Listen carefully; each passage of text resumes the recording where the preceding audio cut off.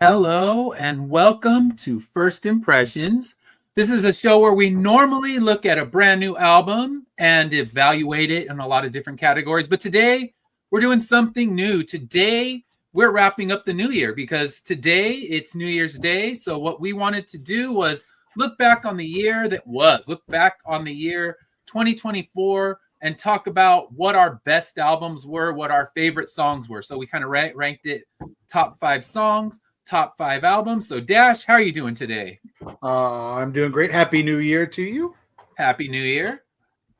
So, yeah, we've made it through 2024. Crazy. The years, I think at our age, the years go very fast. The years go fast, the days go slow, like Modest Mouse says. It's like, yeah, it's how it feels. But man, you just blink and it's like, oh, wow, it's a new year. So, yeah, glad we made it through. And there was some great music that came out this year. So, we discovered a few. I know I think two of the albums are ones that we looked at this year that were new releases that we looked at on our first impression shows. And I think both of us have that on our list. I guess spoiler alerts, but when we listened to them, we said that right away. Like, okay, there's no way these aren't going to make our top 10 list or top 5 list of the year. And for me, like we'll talk about when we get there, my list changed up until literally the moment that we did this, and I had to change the intro to add the album back because I've been playing all these top 5 albums every day on my run, and it was down to like 8 that I needed to narrow to 5. So I guess if I had a top 10, we would have been just fine. But for me, oh my gosh, it was a back and forth, and playing them I have all of them on vinyl now, so playing them, trying to figure out what's going to make that number 5 spot. Number 1 was kind of already solidified. It was pretty much solidified the moment I played it. So that wasn't the struggle. It was who gets to make that number 5 spot. So yeah, it was a battle. I kept messaging Das like, oh, I changed my mind again. So it's like, here we are. Yeah, I changed quite a bit too. So I understand the pain and frustration you went through. It was difficult.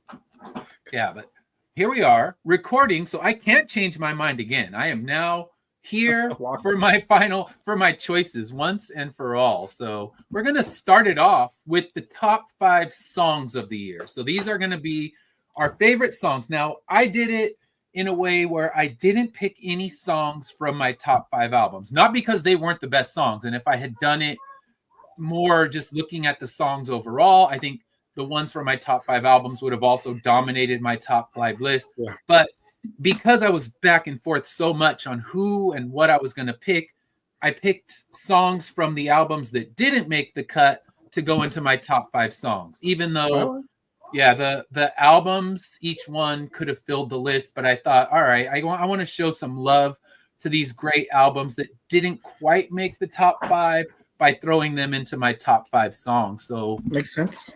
Yeah, let's go ahead and let's start off with our number 5 songs. So, what's your number 5 song for this list? All right. You're gonna, for those paying attention and watching this, you're gonna see a lot of the theme for me was nostalgia for 2024, and what I mean by that is the songs or the artists that I have in there made a comeback in 2024, and really these songs just hit it. And for me, the Black Crowes, I have, if you're back at early 90s, late 80s, early 90s, the Black Crowes were big, and with, She Talks to Angels, still one of my favorite bands. But this song from their album that is in my top 5, so I'll hold off on a little bit on the name of the album for just a second. This song called Wanting and Waiting by the Black Crowes. It gives you that Twice as Hard vibe. If you remember from their very first album, Twice as Hard, you get their vibe back. You get their Happiness Bastards. There we go. It's from this album. You get the vibe of they're back from the 90s. Like and you're just, nostalgia hits you right in the face. And then not only that, I love the video that they did for it. I get some Joker vibe, the Joaquin Phoenix Joker vibes from it, even though I don't think it has anything to do with it.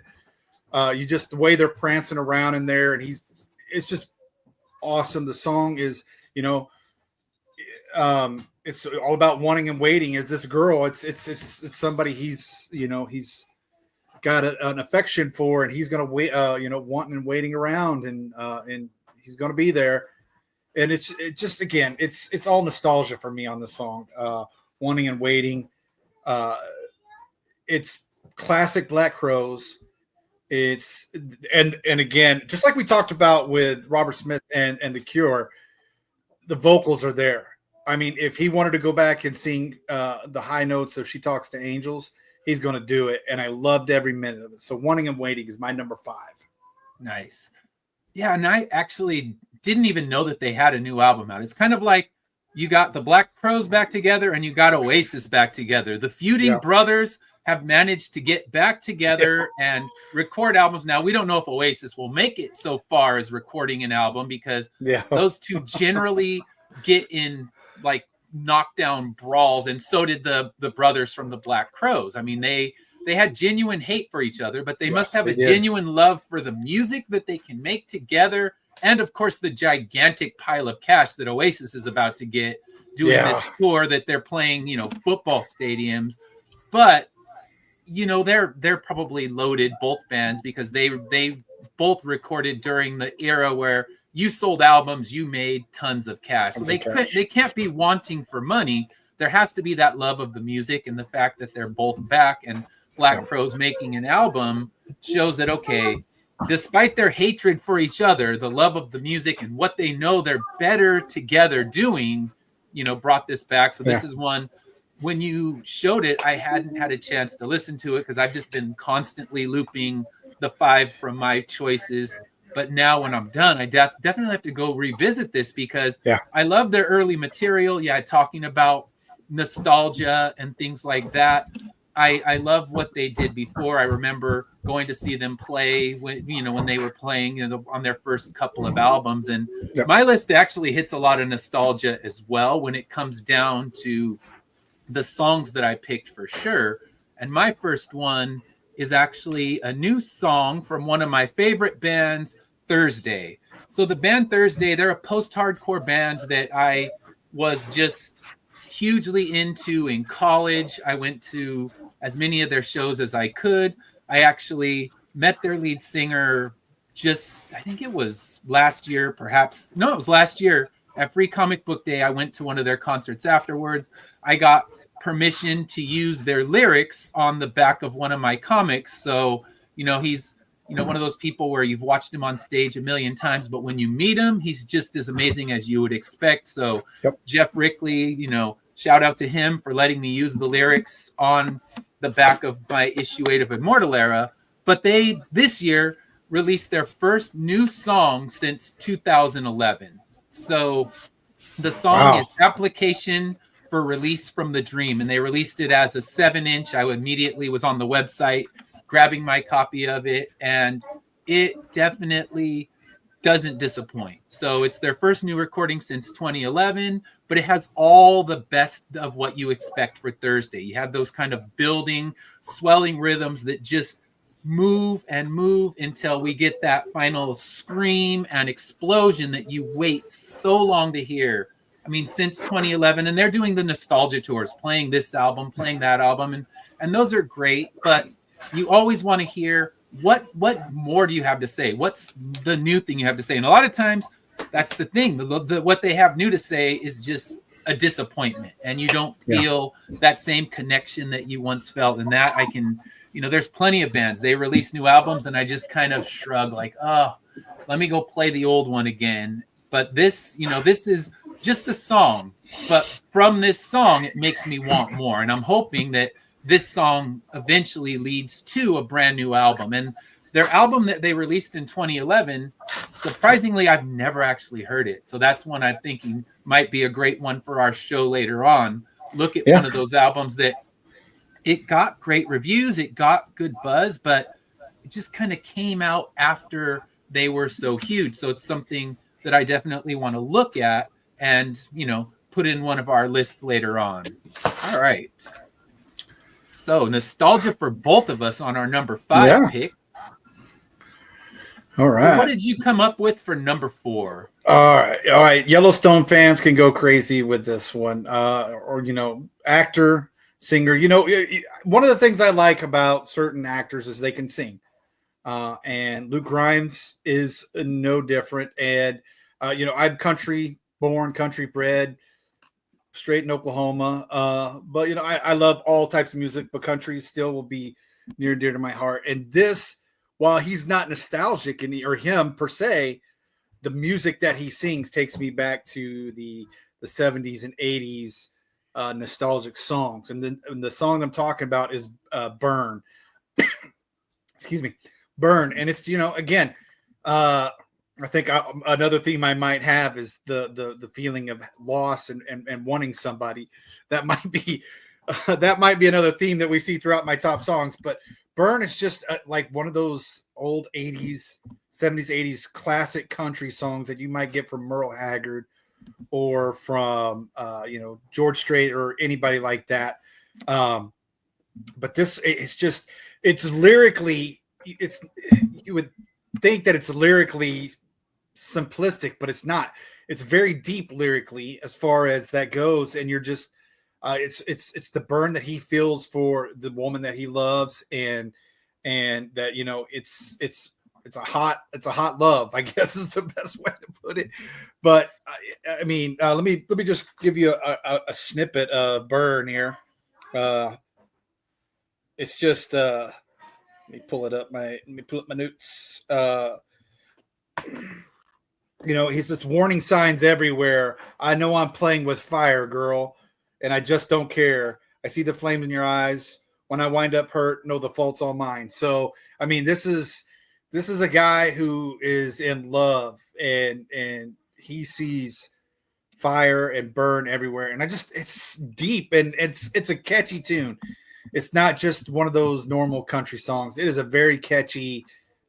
He's been on Jimmy Kimmel. He's been on Jimmy Fallon. He's played them all over the place and concerts everywhere. So Burn, if you're a Yellowstone fan and you like Luke Grimes, check it out. We're going to be doing another guy from Yellowstone later down in 2025. So if you like country, it's not your pop country, your as they call it here in Oklahoma, bro country.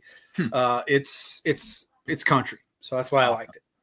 Awesome. And it's another one I haven't checked out. And once we're done, I will finally be solidified and happy with my list. I can start checking out your list, because these are albums for some that I haven't heard. For, like I said, I know 2 of them are going to be ones that we've covered in depth. Yeah. So it's, something that I need to look at the other ones, because I'm always looking for new music to hear. And that's kind of how this show even materialized, is both of us are always looking for new stuff. We're always looking for a new band, a new artist, just a new song that we can listen to and enjoy. You're looking for 1,000 albums for next year. Yeah. And I've sent you a couple. I have plenty more to keep you going, if any of the ones that you haven't heard. So yeah, that should be pretty fun. All right. There's going to be some that pop up for sure. Yeah. So my number 4 is by the band Idols. It's the song Roy from their new album Tank.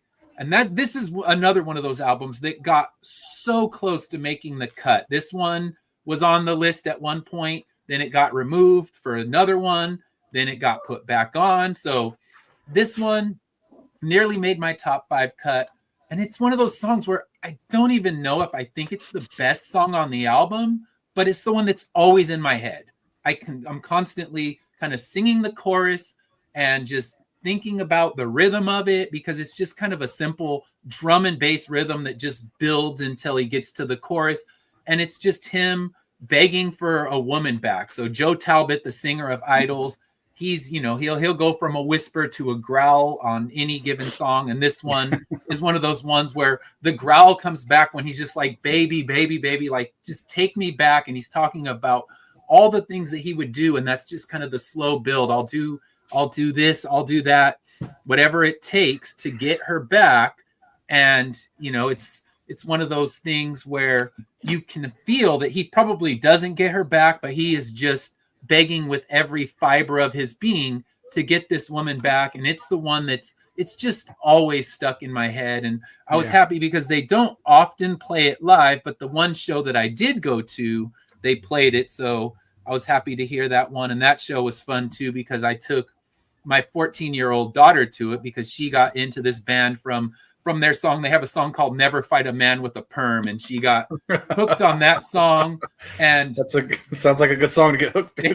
It's a good song. It's a good album. I'll throw it on your list of 1,000 for next year. And it's kind of more punky, more hardcore, but just kind of fun in the lyrical content. So yeah, this one made it, and it was, I had a couple songs from the album, and I thought that might be technically a better song. Like the Dancer is a great song that they collaborate with LCD Sound System, but that one's not the one that's always stuck in my head. So I thought if it's my list, it's got to be the one that I can't get out of my head, that earworm that crawls around. So Roy made the list, but yeah, it's another good Idols album, worth a listen.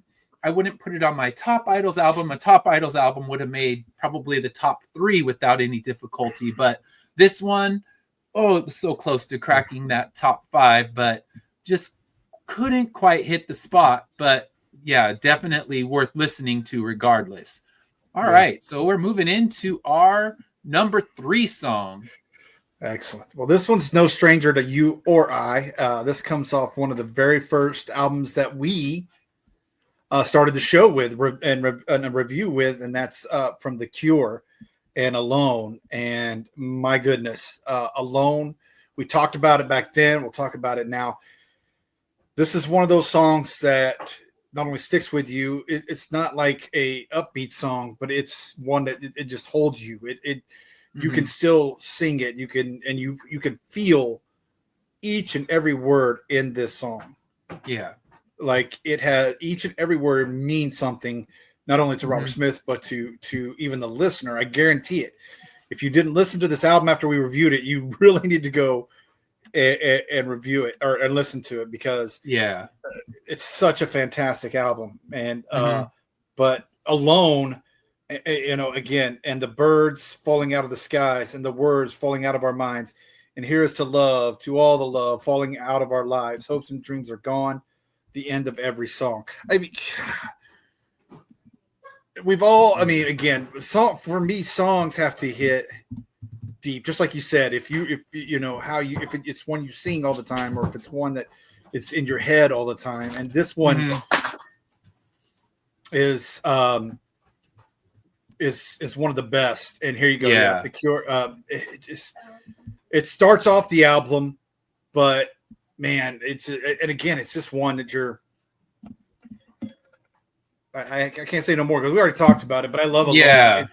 It's a repeat song. It's a repeat song. Yeah. And it's like we had talked about, it just takes its time to build. It doesn't just say, okay, here you go, this is going to be a quick little 3 minutes. Like, no, you're going to wait 3 minutes before Robert Smith even sings. And it's such an incredible opener. I think when I wrote my notes about what we're going to talk about today with the album, I just said it's just the most perfect opening and closing songs that you could possibly put on an album. It just kind of, they bookmark each other in a way that's just perfection. So yeah, that Alone is such a good song. I mean, really, it's an album of good songs. I don't think there's a skipper on the whole batch. And that's saying something, because, I talk about it. I give any new album about 3 songs. And if it can't lure me in within 3 songs, then I just don't have the time.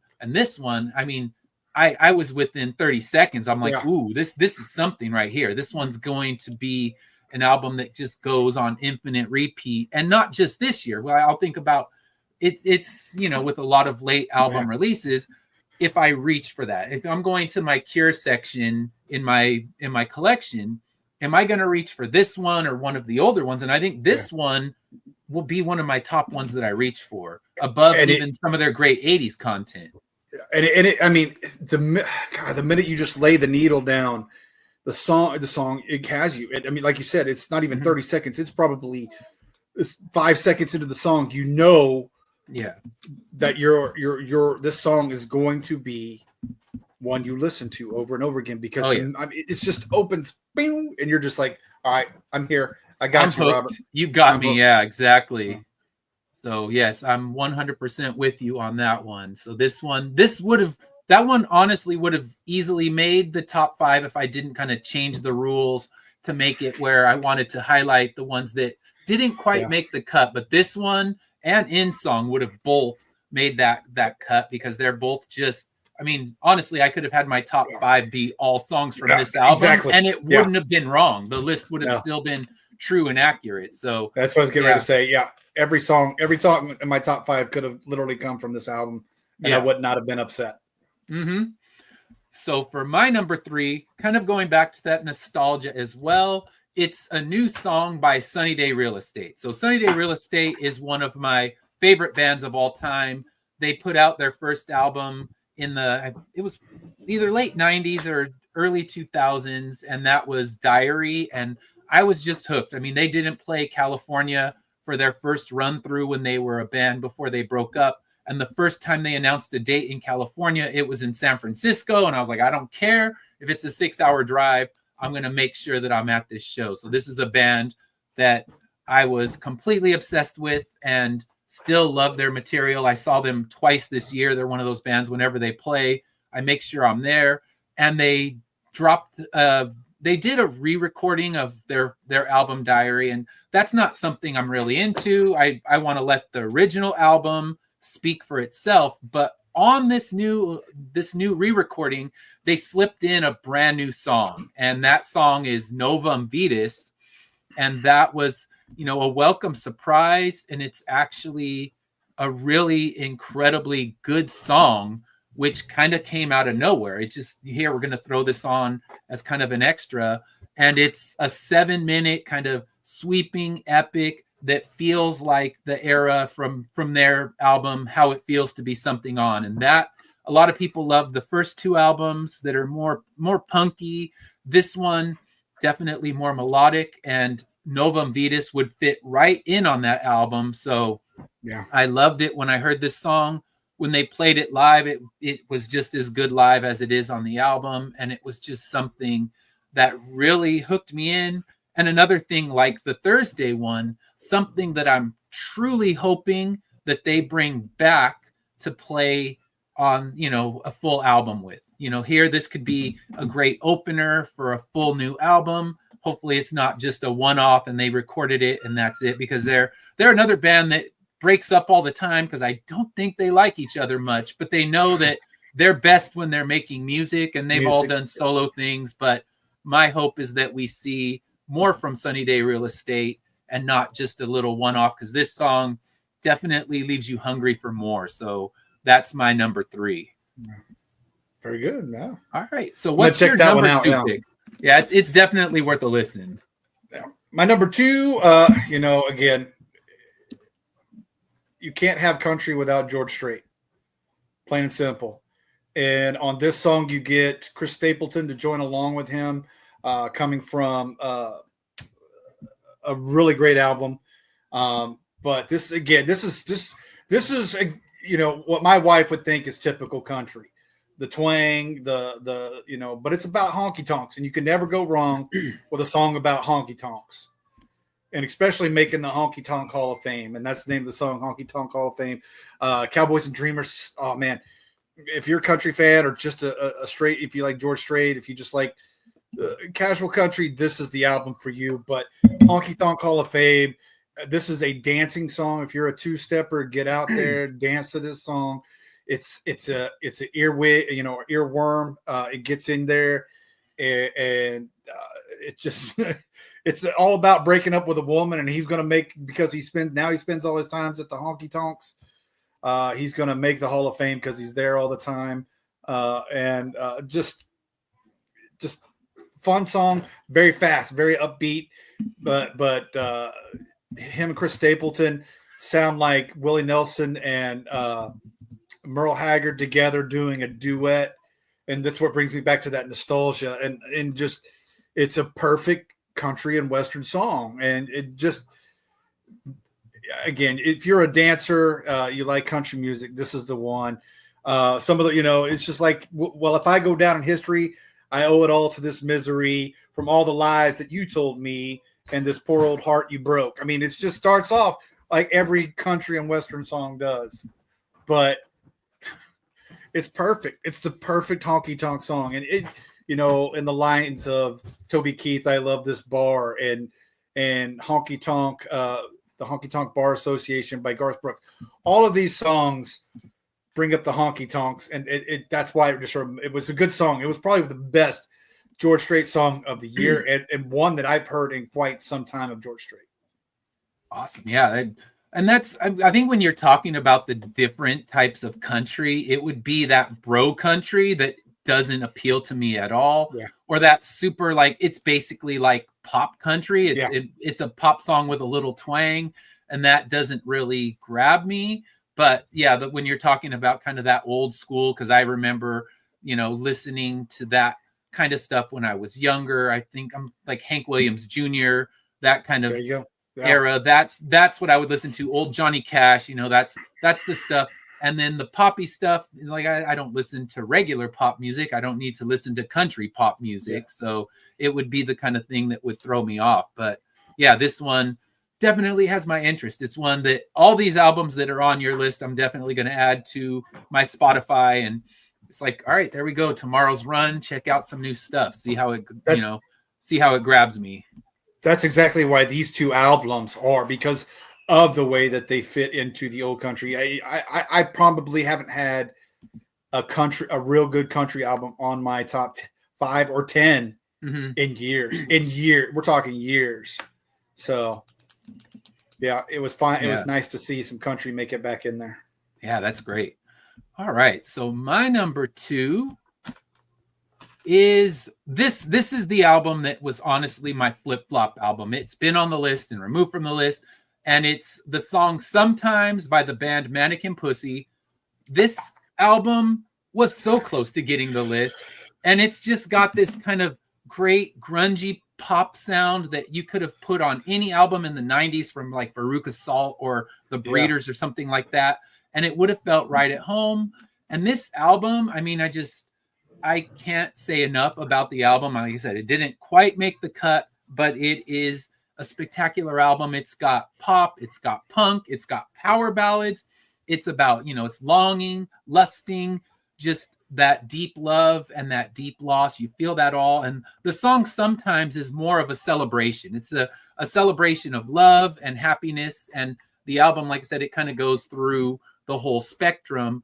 But she's, just saying that sometimes we leave our lonesome ways behind and, find this happiness. So she's wanting to give her love to somebody, and just it has that happiness, and the upbeat feel of the song is just you just bob your head, like you say. You just want to kind of bob your head, and if you heard this song, it would grab you right there. You'd kind of be bobbing your head along to it because you can't help but do it when this song kicks in. And then, like I said, if you're a fan of the 90s stuff, which is that's kind of where I was in high school when all that was coming out, so it's something I'll always love, that era of music. It would be right at home in there, and just a great album. So, like I said, this close to making the cut, but this song was going to be on regardless, because even when I had taken this album off, I said, I just can't take that song off. And it ended up, when you get your Spotify Wrapped at the end of the year, this one ended up being the number 1 song that I played. So it was my most played song of 2024. And it would have made my number 1, but when we get to the number 1, it's, there's a whole explanation and backstory as to why it's number 1. So yeah, I guess without any further delay, let's hear, what's your number 1 song? Listen, again, this is no stranger to you and I think it's The Cure. It's I Can Never Say Goodbye. This is a deep, heartfelt anthem to Robert Smith's brother. And we've all lost somebody we love and we cherish, and we all can feel, and that's this song exactly to a T. You can feel again every emotion that Robert Smith is feeling in this, and something wicked this way comes from out of the cruel treacherous night. Something wicked this way comes to steal away my brother's life. I mean, it's a powerful, powerful song. I was in discussion with somebody the other day, the difference between those Scorpions Winds of Change and why Bohemian Rhapsody. And I'm like, Bohemian, we can get into all those. Winds of Change is a powerful anthem for the song for the lyrics that it's dictating about and the Winds of Change that's coming. Bohemian Rhapsody, it's a powerful song and it's the way it goes up and down, changes all of its, it goes through all different forms of singing. And so, but this is one of those that you could put in there into the category of powerful anthems. And, ever since this album came out and you and I listened to it, I mean, if this would have been earlier in January of 2023 or 2024, my Wrapped would probably have this as the number one song. Yeah, I would say so. It's just, I don't know, honestly, because when I play this one, I like to sit down and listen to it on vinyl. And I spent more to buy the half speed pressing that's supposed to be like the top optimal sound quality. And it's just one of those things where I like to sit down and just let the whole album play out. And I think honestly, the album itself would have made my Wrapped, because there's times, all right, when you're in the car, there's no way you're going to spin vinyl when you're driving to the grocery store. And yet I'll still be playing this album. And it's one that like some of the ones that we have talked about on our show, I was saying some of my family members will listen to and enjoy. Some of them will walk out of the room. But this one, everyone was still listening. Everyone was staying in there. And just, it's kind of like, wow. You finish it and you just want to pull that needle right back and start it all the way over, because it's just that good. You finish it, and once is not enough and twice is not enough. And I guess that's the sign of any great album, is it just becomes part of your DNA. You want it, and you can listen to it anytime, any place, and you'll find something new. You'll discover a nuance that you didn't get the first time. And it's just, you can still get chills even on the 100th listen. That's the sign of one of those all-timer albums. And this one, right on that list. I mean, I would put it right below Disintegration on my Cure list of best albums. And that's saying something, because they have an amazing catalog. I mean, there's a few clunkers in there, but when you've been recording as long as they have, you're entitled to a clunker or two. But here we are, 16 years after their last album. Robert Smith is in his 60s, and here he puts out a masterpiece, out of nowhere. So, we're kind of getting ahead of ourselves, but we've already talked about this album, and I think we could do a whole next show talking about what we've got on actual second and third listens beyond the first. And it's one that you just find more and more every time you play it. So yes, that is definitely an incredible song, an incredible album. Like I said, my top 5 could have been all songs from this, and it would have been right. It would not have been wrong. But like I said, I wanted to share love with those poor albums that missed the cut by this much. It's like the flip flops were bad. So my number one, it is not from the song. It's from the happiness that it brought me. And that song is OMG by Candelita, a.k.a. infielder of the New York Mets, Jose Iglesias. So when the season started, he didn't have a contract. He wasn't playing for any team. So he went out and he recorded this Spanish language song. And the song is very enjoyable. It's kind of the upbeat, happy Spanish song. And, I've actually looked at the translation. The lyrics are just kind of very positive and happy, and it's one that you can't help but bob your head to. My wife, she teaches step aerobics at the gym, and when she heard this song, she's like, oh yeah, I want to get that song and use it for one of my step classes. It would be perfect for a step class. But that's not the reason it made my number one. When he released this song, the Mets were kind of floundering. They started this season god awful. It looked like, okay, they're going to be vying for that number one draft pick, way under 500. They had overspent on some bloated 40-year-old pitchers, and they gave them nothing. So they traded them away. So this year was always touted as the rebuild year. And then this team just kind of found a little magic later in the season. And when this song got released, I believe they were 1 or 2 games under 500. And that was something because they had to battle to get to that. They were at one point just buried like 15 games under 500. Yeah, I remember that. And then this song came out, and the Wife's owner had a shirt with what we see on this sign, and she wore it and put it on her Twitter, and or the owner's wife, sorry. She wore this shirt. So then someone 3D printed this sign, and now every time the Mets hit a home run, they would hold up this sign, and it became kind of the rallying cry for the team. And it was something the whole team loved, and everyone wanted to get there and do that shot with the sign. And now they actually brought the sign into the Baseball Hall of Fame. Nice. So it's been enshrined there, but it just, this song and just what came from this song brought me so much happiness, because I'm someone who listens to, I don't watch every baseball game because I like to listen to the games when I'm on my run. And I listened to every game and got to enjoy their amazing playoff run that, shouldn't have even happened. It was all gravy. And, I got to watch, them beat the Phillies. I got to watch them beat the Brewers. Let's not speak of the Dodgers series. I don't want to even remember that one.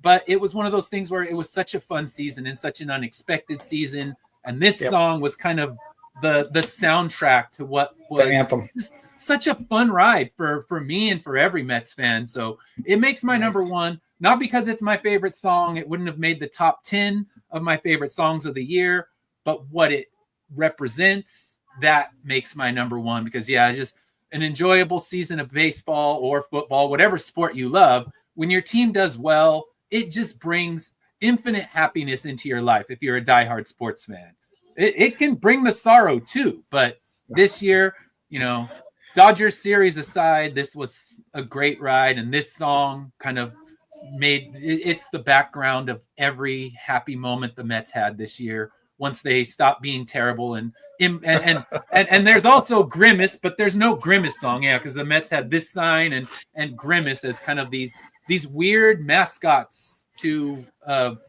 unexpected and fun season. That's funny.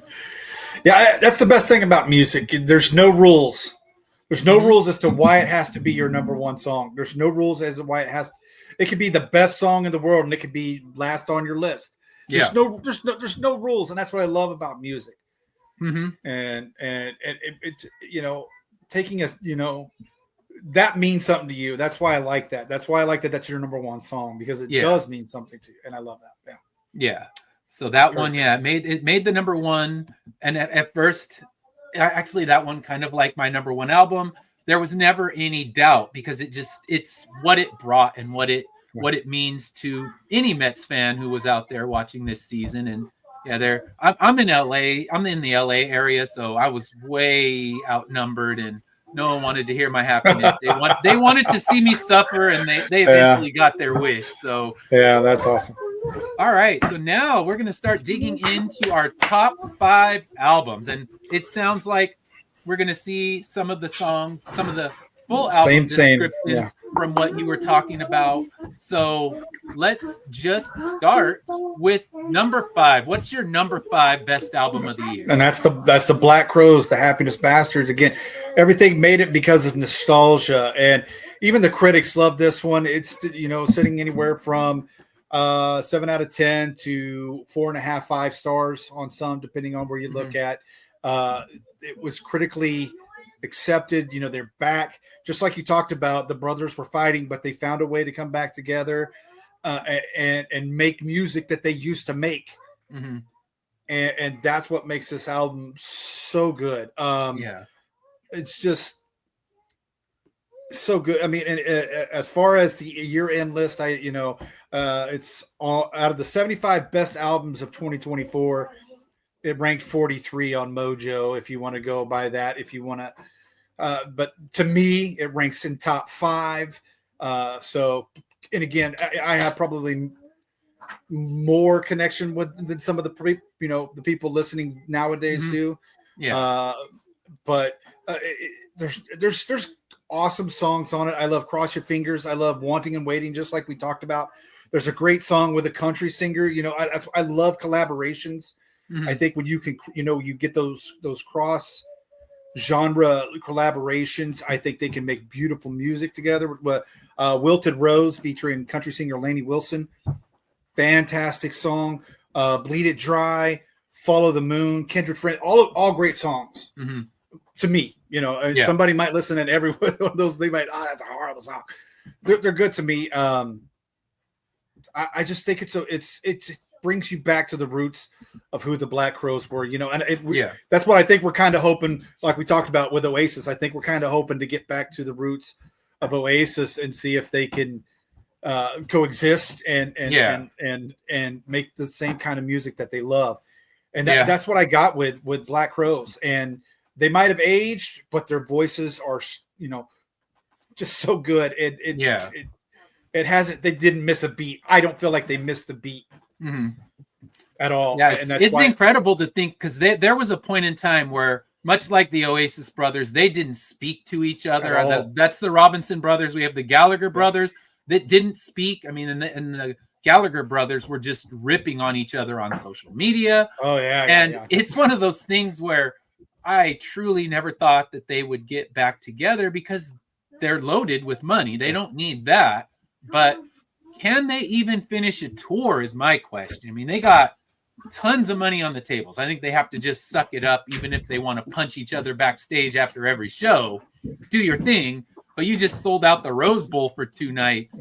And, you know, that was at $300 a ticket. Suck it up and get through this show. So I can't imagine them, you know, dismantling in the middle of a tour like that. I'm sure there were stipulations in the contract, like, you better finish this tour or else you're going to have to pay us X amount of cash. So I think they'll do it, but will they realize, wait, we're better when we're together. Let's put out an album, and hopefully so. I mean, I'm not rich enough to be going to the Oasis reunion, but it's something that hopefully it's not just a one-off thing, and they begin to, you know, record and give us something good, because Oasis definitely spiraled into some garbage albums in their later career stuff. So we're due for a good return to form from them. And it sounds like Black Crowes gave us their good return to form. So I'm happy that happened. So my number 5, my constantly shifting and changing number 5, where I finally settled in, is Hello Mary's Amita Ox. Now, Hello Mary is a 3-piece band, 3-piece all-female band from New York. And I actually discovered them when I was in New York. We went to one of these little kind of indie record stores, and that's what they happened to be playing. And that was with their first album. So they released their second one early this year. And it's one that's I played a lot this year, but I just never quite knew where I was on it. And then I finally played it again, and I realized, okay, it's lyrically, it's not going to grab you in a lot of the songs, but it's because they have this kind of dreamlike, you know, ethereal thing with the, you know, them blending their vocals together, and they're all like 21 and 22 years old. So they're really young. They're getting comparisons with, you know, OK Computer era and Radiohead, and you can feel it in there. And I thought it's just kind of like the soundtrack of walking through a haunted house. You know, this is the kind of music that would be kind of swelling around you as you're walking through this. And just the vibe and the feel of the album sucks you in such a way. You can't help but, you know, you start bobbing your head to it, and then you just realize that everything they're doing is amazing, but it took me a while to fully grasp what this album was going for. And it's just creating this vibe, this dream pop vibe that is so great. And it's, you know, I've seen the band play a few times live. I'll definitely be seeing them next time when they come around to perform songs from this album. But yeah, they're so talented, and at, you know, 21 and 22 years old, you know, they have only up to go. So I'm curious to see where they take this, you know, the kind of shoegazy dream pop vibe, and are they going to go deeper with it, or are they going to take it in a whole new direction? Because they have moments where they hit a little harder rock pieces and things like that. So I'm really curious to see where they go, but loving everything that they've done so far. And they took that constantly shifting number 5 spot and solidified it this morning when I was playing each album, a few songs from it again, and I'm like, yeah, damn it, it's these, they win. So Hello Mary, number 5, and not without much debate and difficulty. So yes, a great album, worth checking out. Both of their albums are very solid, so I would recommend them both. And yeah, they're, like I said, they're so young. They have, years ahead of them to keep making great music. So I look forward to see what they have coming next. All right, so what's your number 4? This one is one that you introduced me to. I would have never even have known about this artist had you not introduced it. And it's Evergreen by Soccer Mommy. I thought it was, again, one of the best things about listening to music is getting introduced to new music. And that's why I like that we're doing this show, First Impressions, is because there's things that I probably would have never known existed. And so this album, it's got a little bit of everything. Some people, love to compare her. I wouldn't necessarily say she's Taylor Swift, but she makes, she can write lyrics just as good as Taylor Swift. Yeah. And I think that's the thing. She has that lyrical prowess. I mean, this is her 4th album. All of the albums are really good. I mean, I love all the albums. Her previous album, that's kind of her haunted house album where it's almost gothy feeling, and it's a great album. But yeah, lyrically, she's creating really strong content, but without the hysteria and selling out stadiums that Taylor Swift gets. So I'm sure she'd be happy to get up there. But that's one of those ones you hope, if Taylor Swift grabs an opener, grab someone like Soccer Mommy, and I think she could win over that Taylor Swift crowd. So that could be a big moment for her, because she's opened for, I saw her opening for Vampire Weekend, so it seems like she's opening more in that indie scene with bands that are more aligned like that. And I know that the crowd at the Vampire Weekend show definitely was feeling it, but what she needs is something like, all right, throw her on an opening slot for Taylor Swift, and now she becomes gigantic and gets the credit she needs. But overall, just such a great album. And I like that, we talked about it, and this is a love letter to her mother, or a love album to her mother. And again, Lost M, but you get some great upbeat Driver. I love Driver. I thought that was one of the best songs. Thinking of You, Dreaming and Falling. We have, we talked about this. There's a song on there that's a love song to an NPC on a video game. That's how you know that you're into it with your music, and you could write a song. That would be like me going and writing a song about somebody on Supernatural, writing a song about a background character on the TV show Supernatural. That I love that. That's what makes great songwriters, and that's what makes great entertainers and artists. And I love that. And that, again, the music, the rhythm, everything was just, you kind of would slow down, and then you'd be picked back up. You're on a roller coaster of emotions with this album, but it was well worth being on that roller coaster. For that reason, it comes in at number 4. Awesome. So now the rest of my list, it was pretty much solidified from the moment I started. It was just that number 5 spot. So my number 4 is Spiral in a Straight Line from the post-hardcore band Touche Amore. So they are a California-based band. They're post-hardcore, and in their earlier albums, it was very, just yelly and almost, like punk rock. This still has those elements, but they found ways to get more melodic with their music. So Jeremy Bolm is the singer, and I wonder how he has a voice left, because he's going at full volume for, 30 minutes of this album. If you go see them play in a concert, he's going at full volume for that full hour. And you just wonder how he can even talk after a show, let alone record another album with just, these hardcore punches to the throat with all of this music. But he also takes it down at points.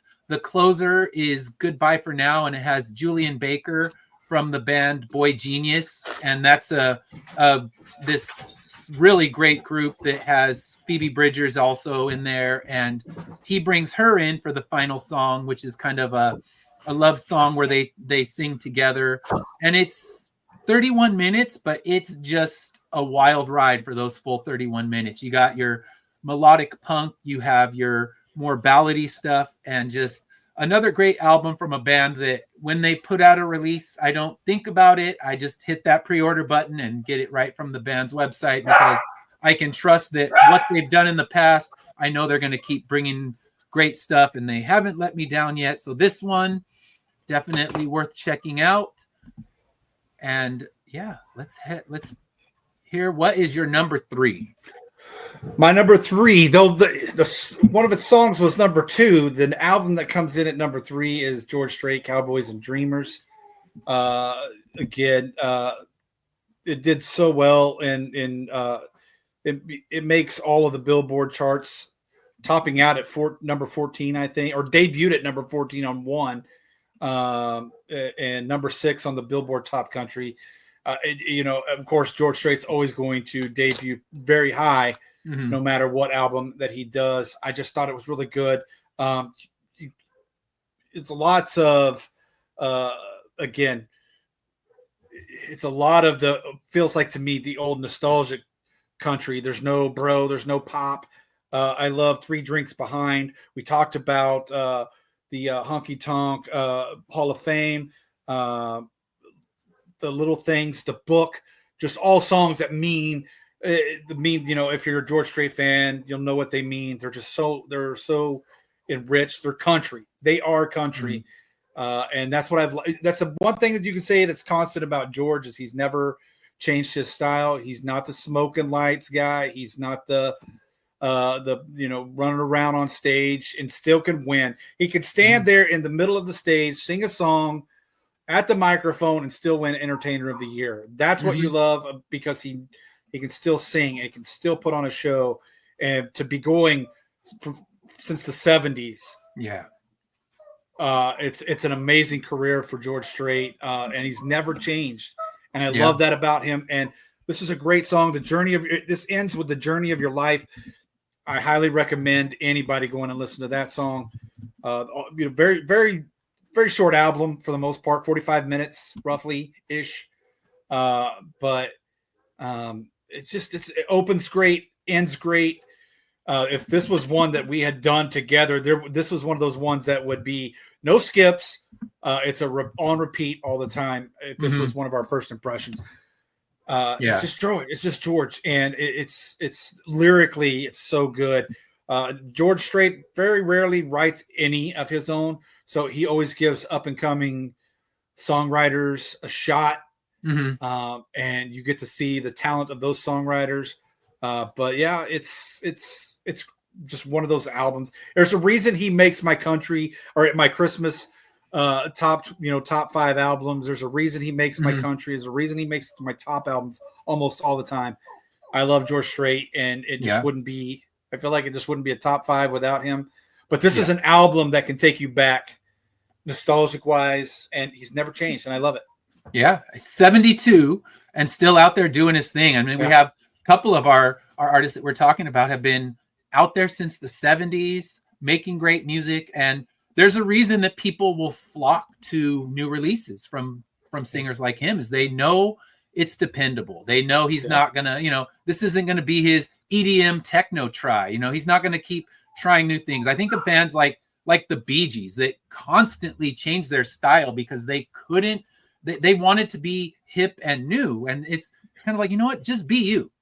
Yeah. And, they if you listen to early Bee Gees, it's, sounds like, 60s Beatles stuff, and then it gets disco, and then they even have a grungy sounding album. It's like, no, you're just directionless. And someone like George Strait, he knows who he is. Someone like Robert Smith, he knows who he is. He knows what he's going to release. You haven't heard, all these different varieties. Maybe he'll, play a song with someone who's a little different, but George Strait's not going to start his rap album. It's nothing wrong with that. And you can see that rap and country have kind of surprisingly crossed over in a way that actually works. I mean, it's surprisingly good, but George Strait knows his lane and he's staying there. And that's a beautiful thing. And that's why when a new album comes out, people know it's going to be worth it. It's going to be dependable. We're going to get what we want. Another George Strait album with some great songs and some still good singing. So it's incredible that someone at 72 can still belt it out and still get on stage and belt it out. So yeah, it's,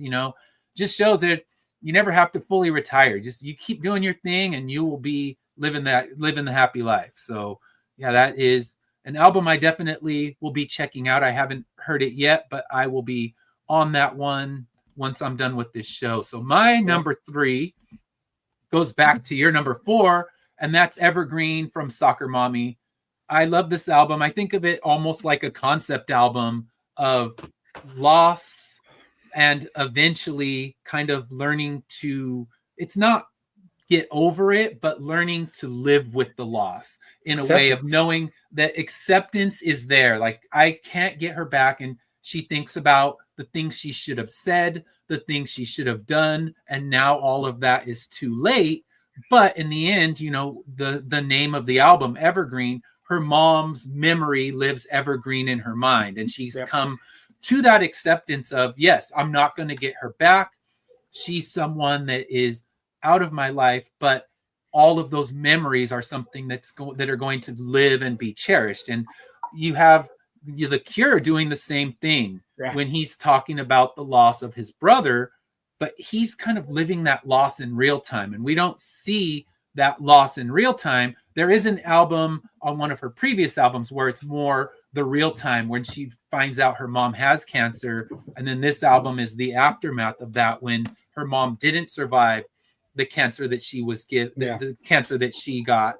And that you get her kind of real time processing of her feelings. And I think the album does a beautiful job of kind of bookending. The opening and closing songs definitely feel like bookends to the album. So you have Lost that opens it and Evergreen that closes it. And Lost is kind of beginning the feeling of those emotions, and Evergreen is coming to the final realization that I have to accept this even if it's painful. And they feel very alike with just kind of the quiet acoustic, but the feelings lyrically show that she's come to that point where she knows there's no getting her back, but I'm going to let her memory live evergreen in my mind. And it's just such a brilliant way to open and close. And I always talk about how I love when an album opens and closes in a strong way, because so many albums kind of start with all the big numbers in the beginning and kind of lose their focus by the end. And you can feel that A-side, B-side contrast, where the A-side is just spectacular and the B-side loses you little more.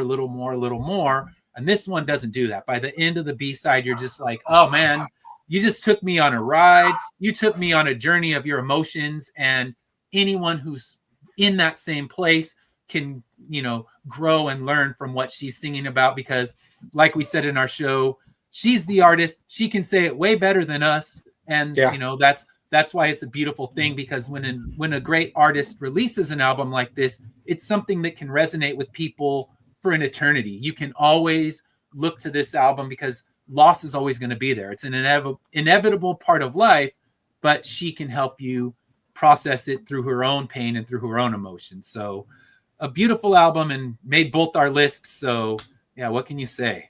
Yeah, it's great. All right. So what was your number 2 on this one? Luke, again, Yellowstone fans, be proud, stand proud. Luke Grimes, self-titled album. Luke Grimes, again, it just brings you back to nostalgia and what me growing up in the 70s, 80s, and what country music was. Just a great album. All the songs, like I said, Burn, Playing on the Tracks is a great country song. Hold On, The Ghost of Who We Were, God and a Girl. It's just great songs. I did this. This was one of the first reviews I did on my shorts for an album that you and I hadn't listened to. Mm-hmm. And it moved me. It moved me as far as an album goes, especially country. He's got a great voice, and when you hear him sing, you're like, no, that's not how he should sound. Mm-hmm. And I mean, he just brings the music, and he brings you back to the 70s and 80s vibes of country music, of what I love to listen to. Mm-hmm. And it just,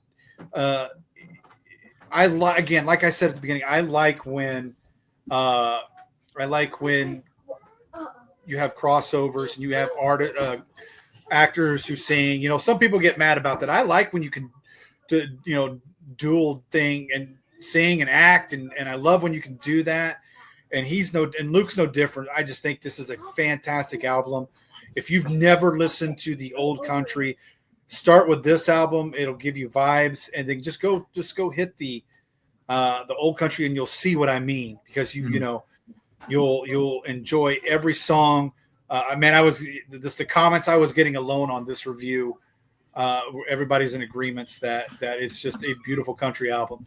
And so if you're not, you don't have to be a huge country fan to like this either. I guarantee you, people that watch Yellowstone are not big country music fans. They just love they'd probably pick this up and just love the album. Mm-hmm. So go give it a check out. It's good. It's what country music needs to be, should be, and should always be. Yeah, I'm with you. I haven't heard it, but yeah, the kind of eliminating the bro country, I'm with you on that. But yeah, I think it'll always exist, because like anything, that's going to sell a lot of albums, and they'll keep making it. But as long as people are out there kind of producing the real thing, it's still going to be there. So that you've picked two that are kind of fitting into that old school and giving you those vibes that you want as a country fan. That's great. And this, it's two albums I need to go and listen to once we get done with the show, and everyone else should too. Go on, head over to your Spotify and throw these together. We're going to be putting together the year-end playlist. I'll be putting that in the comments of this show. So when you see it, you'll be able to go and click a link that'll take you to a Spotify playlist with songs from all of these albums and from the shows that we've done before. So that will be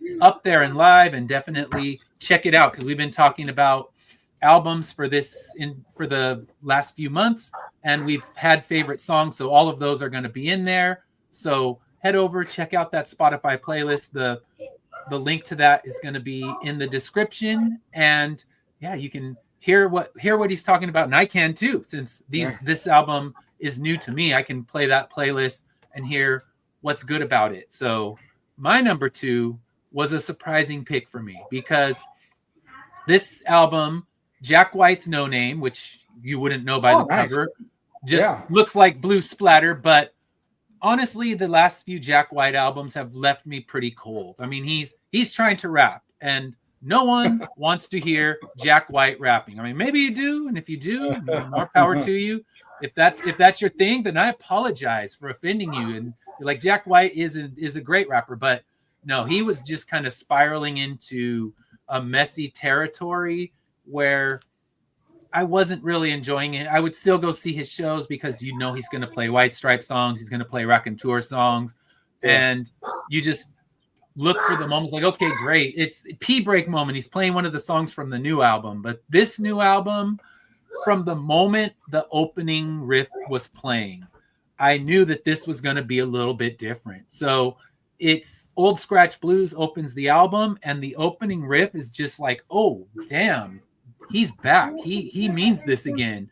It's not super polished. It's, what you love from Jack White, and that is that kind of raw garage rock blues. And from the moment the album opens to the moment it ends with the terminal arch enemy ending, it's another one. It's just bookended with 2 spectacular songs with great songs in between. He's not going for, top 40 pop songs like he was trying to do before. You could hear, I could hear his last few albums, like, how can I get this on the radio? What can I do? And they just weren't working. And I know people who are huge Jack White fans that are going to tell me, no, those albums were also great. But to me, they they didn't make it through my 3-song rule. I played 3 songs and I was like, no thanks. But this one, from song 1, I was just in. I was 100%. And the album builds. It does have its popular moments. That's how I'm feeling right now. It gets played on radio, and you can see why. But my favorite songs are more the ones that we don't hear on the radio, that are just those raw garage energy. And that's what made me love the White Stripes in the first place, was just that garage rock blues. But now, I mean, no offense to Meg White, but the drummer he's using on this album is such a great drummer that I'm a percussion guy, and I really want great percussion on an album, and this one is loaded with it. So yeah, it's a great return to form, and it actually got really good reviews, where his previous albums were not getting great reviews. Yeah, he had this one, it got right back onto the top list. Yeah, he wasn't getting a lot of great reviews on anything since the White Stripes, for the most. At least that's what you could, from what I saw. There was some decent ones here and there, but nothing like the White Stripes as far as his music goes. So I'm ready to check this one out. Yeah, and it's Daru Jones is the drummer. I had to look it up because the drum work is just exceptional. And like I said, no offense to Meg White. Meg White held a beat while Jack White did his thing. This drummer goes toe-to-toe with him and keeps right up. So well worth checking out. If you were, let down like I was by some of his previous albums, this one is, top-notch return to form.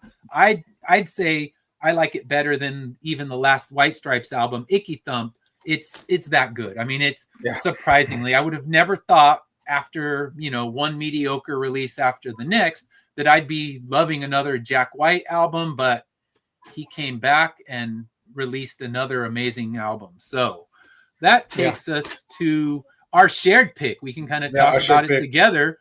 And that is our number 1. So I'm just going to pull up the image because I know that both of us are in the same place. So we don't have to alternate. We can just kind of talk about our number 1 album, Songs of a Lost World by The Cure. So yeah, what more can we say about this? We talked about it for 45 minutes. Like I said, we could talk about it for 45 minutes more, but something that really that I love about this album, and I love poppy Cure songs, Friday I'm in Love and Love Cats. They're fine, but I always like those epic Cure moments. That's why I love Disintegration so much, is it has songs like Same Deep Water as You. It takes its time. It waits to get you there. It builds and it builds. And most of these songs, they wait 2-3 minutes before we even hear Robert Smith's voice. Yeah. And it's worth the wait. I mean, these songs, you're fully immersed in them before he starts singing. You are just the vibes, the tone, the feel, everything just kind of pulls you into this world. And it's one that's just infinite repeat. It is that good of an album. It's, number 1 on my list. I know Spin magazine put it as their number 1. And honestly, anyone who puts it there, I can see why they would. And if you don't, I mean, maybe there's an album we didn't hear. So I'm not going to begrudge any of the top 10 lists that don't have it on there. But man, this one was just number 1 with a bullet, because the moment I heard it, I knew it was absolutely going to be my top album of the year. I was like, I doubt anyone's going to put something else out between now and then that's going to surpass this. Knock it down. 1. Yeah. I mean, we said this from the moment we listened to it to the day that we started doing this show. Good artists, good singers, good entertainers make you feel the music. That's something that The Cure has always done since the dawn of The Cure. This album is no different. This album is probably just hands above some of the, I like all the old Cure, don't get me wrong. But this is old Cure. This is old Cure. It is. And this would fit in with late 80s, early 90s Cure. It would. And I think that's the thing that's hard, is when you're a band of his stature, if you try to just release one that'll fit in with the old, it can sound like a retread and it can fall very flat. So that's a risk you take, is you want to recreate that magic of the older days, but it can fall flat. And this one doesn't do that. And it also just, I mean, I think when we looked at Metacritic, it's not just us. I mean, it's ranked high on Metacritic.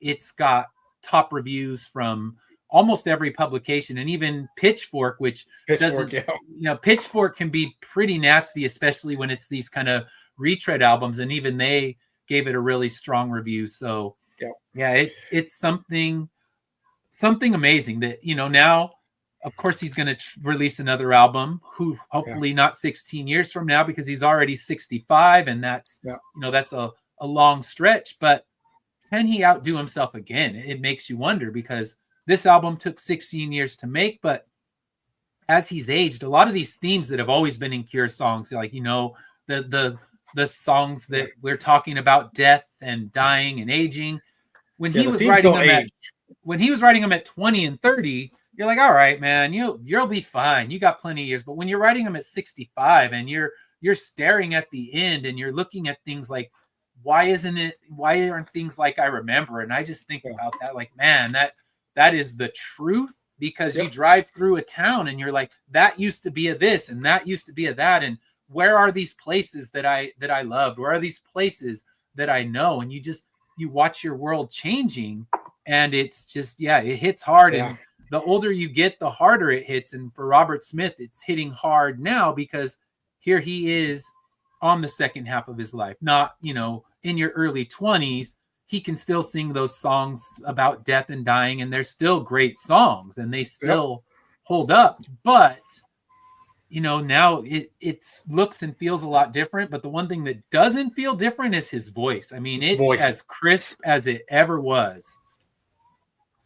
You hear him, you play an old Cure album, you play this one, and he sounds just as good as he ever has. This is an album on repeat.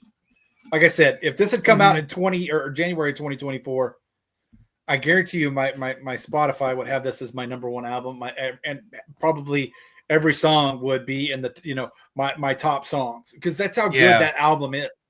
Mm-hmm. And it could have easily been my top 5, and it would have every song would have been just fine and well warranted. So it's that good. Take our word for it. I was talking with my uncle this weekend, and he listened to our broadcast, and he's like, is it really that good? I'm like, you have to play it. You have to listen to this, because it really is that good. I mean, and I'm coming in as a really big Cure fan, but I think if you even liked the Cure a little bit, this album is going to do it for you. If you hate the Cure, obviously, I can't make you like the Cure. You're not going to change, because this is at its core a great Cure album. But if the Cure's not your thing, it's just going to be an album that's going to miss you. But if you're even a mild fan of the Cure, this one is going to win you over. Trust me. Yeah, it will win. This should win over. I mean, casual fans, new fans, this will win you over. Mm-hmm. If he did not pick up new fans from this album, I will be shocked. Yeah, I will absolutely be shocked. Yeah, and I think someone like my daughter's age, who's 18, she listened to this album and enjoyed it, and that's coming from a place of no Cure knowledge, maybe hearing it in the background when I would play it, but not coming in and ended up loving this album as well. So it can really grab you. Even I think he can grab that younger market now, so the one that he hadn't done before. So it's definitely something you need to check out. But what you need to do is check out our Spotify playlist. All of these albums, we're going to have some songs from them. They're all worth listening to. For me, I need to go and discover a few of them myself.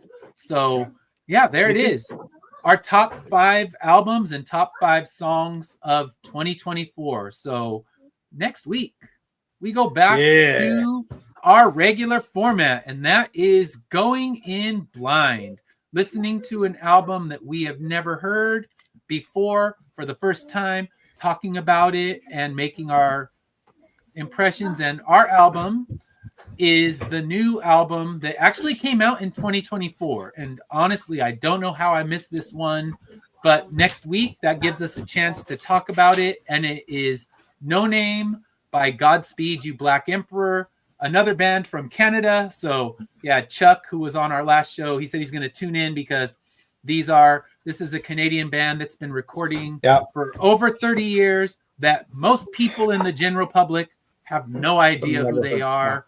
And I've already listened to the album. I'm going to keep my mouth shut on my feelings because you got to tune in next week if you really want to know what I think about this album. But all I can say is I wrote about 10 pages of notes. So that's your longest. Many notes were written, and that's from an album with no lyrics. So yeah, that's your longest. Yeah, my longest, fully instrumental, and a lot of notes. Like I always say, I got notes. So yes, I have plenty of notes. I have to kind of process all those thoughts now. But yeah, anything else I'm going to leave for next week for you to discover this when Dash and I talk about a brand new album that we haven't heard of. I don't know, Dash, have you heard the band before at all? I have never heard of this band, and you and Chuck were talking about it. So yeah, I'm ready for this one. 100%. Yeah, I find that even better. You discover something brand new to you, and hopefully you find enjoyment in it. But yeah, I keep nearly spoiling things, so I'm not, because like I said, you're not spoiling anything. You want to know? I keep almost saying thoughts, but no, I will keep my thoughts until next week, and then you can hear them all in full. But all I can say is notes. Many notes were written, the longest so far. And then after Godspeed, we delve into Taylor Swift, our first album by request. So you won't want to miss the next 2 weeks.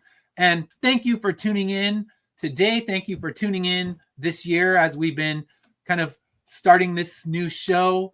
And go out there, find some new music. And if we don't know it, let us know and we'll discover it with you. So Happy New Year. Thank you for tuning in. And we will see you in 2025 with No Name by Godspeed You Black Emperor.